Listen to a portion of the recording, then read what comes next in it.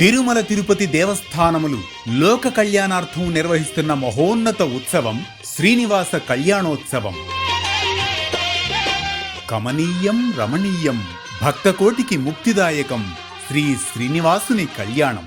శ్రీ శ్రీనివాసుని కళ్యాణం చూతమురారండి. శ్రీ శ్రీనివాసుని కళ్యాణం చూతమురారండి. కాంచిన వారికి కన్నుల పండుగ కలియుగ మందున కలలే పండగ వెంకటరమణుని విభవము చూడగా.